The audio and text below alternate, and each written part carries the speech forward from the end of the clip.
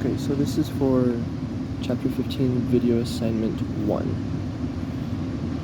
In this problem, we must calculate the concentration of silver ions where silver chloride starts to participate.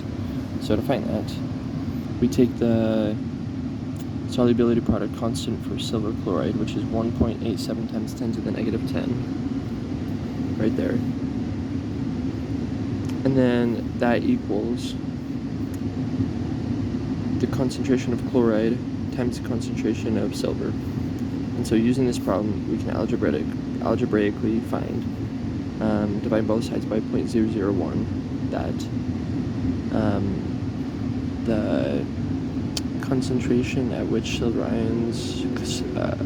ions start to, where silver chloride starts to participate, is 1.87 times 10 to the negative 7 moles of silver. And so, on part 2, it asks, calculate the concentration of silver ions where silver oxalate precipitates. So that same process, but this time using the KSP of silver oxalate, which is 5.4 times 10 to the negative 12, that's given to us, equals 0.01 molar of C2O4 2 minus silver oxalate times the silver. So the reason we have an exponent there is because there are 2 moles of Ag for, to be able to balance out the silver oxalate because of the electrons. So that's why that is in that equation. So finding that, we divide both sides by 0.01, and then we get 5.4 times 10 to the negative 10, and then we square root that to find the moles of silver ions, which is 2.324 times 10 to the negative 5. Okay, now we're on to part 3.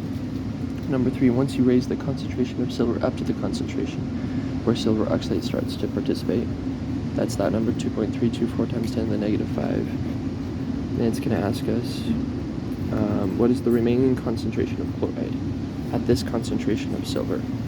So we're going to take the AgCl that was given to us, KSP of that.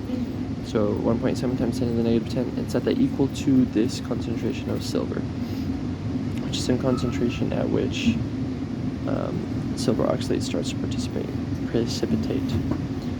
And then algebraically find that 8.046 times 10 to the negative 6 is the remaining concentration of chloride. Part 4. What percent of chloride is removed this way, referring to part 3? So we can take this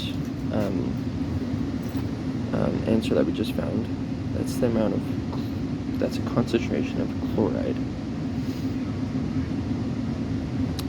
And then divide that by the total, or the initial